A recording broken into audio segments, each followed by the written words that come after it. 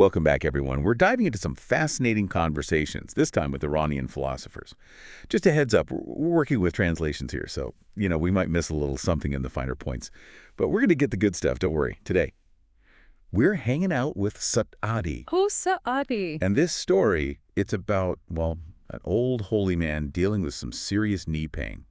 Sounds pretty basic on the surface, right? Right. But let me tell you, there's a whole universe in there about self-awareness, the divine, the good stuff. It's amazing what Saadi can do with something like knee pain, Takes the ordinary and just, boom, profound truths, wisdom hiding everywhere. Everywhere. So the story sets it up like this. Holy man's in agony. His friend's like, dude, just stretch it out. But the holy man, he's like, nope, can't do that. Got company. Because God's there, you see. And I got to be honest, my first reaction was, whoa, this guy's serious about his faith. But then I'm thinking, is this a little too, rigid? That's a good point. It's easy to see it as just, rules, religious stuff. But Saadi, he's sneaky. There's more going on. This holy man, he isn't talking about God in the usual way. He's describing how to be in the world, where knowing the divine, it's constant. So it's not the actions you take, it's the whole shift inside. Bingo! The story's like a flashing sign, knowing God exists. That's step one, living it. Whole other ballgame.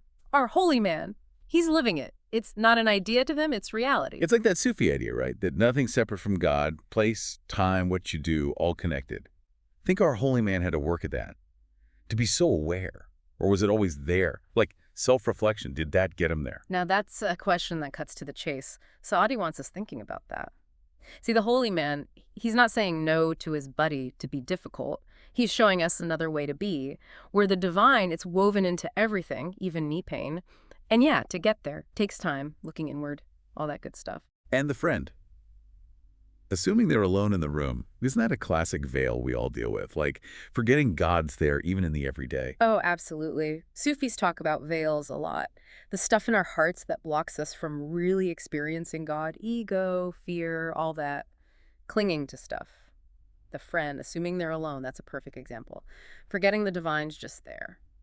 All the time. It's like we're so caught up in what we can see, what we can touch, that we miss the big picture. This modern world all about stuff doesn't help either. Huh? That's true. Get more, be more, do more. That's the message everywhere, right? Easy to lose sight of the spirit. But Saadi, he's like, wake up, remember the wonder. We're part of something way bigger than ourselves. So God's always there. Why don't we feel it all the time? Besides those veils, what's the deal? Think about this. Trying to see a gorgeous view through a filthy window, that grime, those are the veils. Our hearts, they get clouded. Spiritual growth. It's like cleaning the window so we see clearly again. So we got to work at it, not just sit around waiting for some enlightenment bolt from the blue. Exactly. That line in the story, examine yourself, because God's already watching how you act. That's the call to action right there, self-reflection. We got to look inward, see those veils, and start scrubbing. It's funny, Saadi never says, hey, this is a hadith, or this is just a story I made up. It's up to us to figure out. I think he did that on purpose. I think so, yeah. He wants us thinking, not just, where'd this story come from, but what do I think it means? Saadi, he's a master storyteller, mixing it up, story, myth, legend, it all adds layers. He wants us to engage. Makes you think about stories, period. Yeah. Telling him, it's a human thing, isn't it? How we make sense of everything. Absolutely. It's how we look back, how we think about who we are. But here's a question. Can we really own our past, our stories, if we don't understand them? No, that's a thought. If we weren't really present back then, did it even happen? And if we weren't present, did we miss the divine woven into it all? Deep, right. The holy man, he was so present in his past, which means he was present to the divine in it too. Subtle, but powerful. Makes you wonder, are we just letting life happen to us, or are we really in it, digging deep, trying to understand, is that how we find ourselves? And maybe the divine inside, too. And that kind of leads us to something else Saadi bigs into. Beauty. Powerful stuff. He's always going on about gardens, flowers. What you think? Why is that? It's true. I always notice how he uses beauty, nature especially, to talk about spiritual stuff. It's like, boom, there's a glimpse of the divine right there in the world. Yeah, you got it. Sufis, they see beauty as like a mirror of what God's all about. It's the divine right here in front of us. So like if we really appreciate beauty, we're getting closer to God. That's a nice thought, isn't it? Makes me think, when I'm out in nature, man, I feel so peaceful. It's like a little taste of perfect harmony. It's more than a feeling. Sufis, they believe there's harmony baked into all of creation and beauty. That's how we tune into it. It wakes something up inside us. That awe, the wonder, connects us to something bigger, you know? Saadi himself, I bet he lived that harmony, don't you think? Scholar, traveler, mystic, man of the world.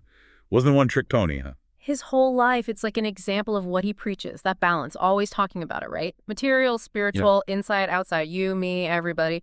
Saadi's showing us we don't got to pick one. Be human, it's messy, go for it. So it's not like reject the world, hide in a cave, be super spiritual. It's finding that spot where you can be in the world, but keep your soul fed too.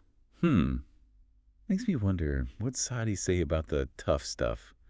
Life ain't all sunshine and roses, right? Oh, Saadi doesn't sugarcoat it. Open up his work. It's full of stories, hard times people go through. He gets it. Pain, loss, unfairness, all of it. But he's reminding us, even when it's dark, the divine, it's still there, comforting us, guiding us. I think that's why people still read him today after all these years. He's honest, he's kind, but he doesn't give you easy answers. Just wisdom for whatever life throws at you. Totally. He's like that wise friend, seen it all, done it all. He's not saying think this way. He's saying look deeper, ask questions, find your own truth. Makes you feel powerful, doesn't it? Yeah. Like, even when it's rough, we can have good lives, make them mean something. It's on us. That's it. We get to choose how we react. Do we let the bad stuff eat us alive? Or do we look for that light? It's always there, even in the dark. Always. It's a journey, I guess. Figuring yourself out, waking up to the spirit. Saadi, he's like a map showing us the way. Gives you wisdom, a little pep talk when you need it. Yeah, like those signs on the trail, right? Hey, pay attention. Look closer. Be here now. See the beauty. He doesn't hand us the answers, but he's like, go explore. You'll find them. And it's not about getting to the end, right? It's the Yeah. journey, the whole messy thing, the ups, the downs. That's how we grow. You got it. And guess what? We're not alone on this trip. Saadi's been there. His wisdom, it's been passed down for centuries. He's with us, giving us a nudge, reminding us that divine, it's always there, inside and all around, just waiting for us to notice it. Like having a mentor, right? A good friend, walking beside you saying, keep going. Sometimes that's all it takes, right? A little nudge. Hey, wake up, look closer, be here now, see the beauty. Saadi's words, they do that for us.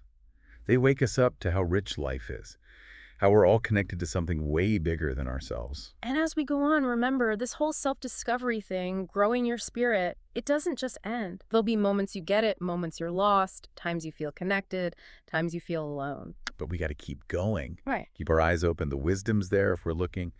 And trust that divine presence. It's with us every step of the way. It's like it's not off somewhere else, you know? It's right here, inside us.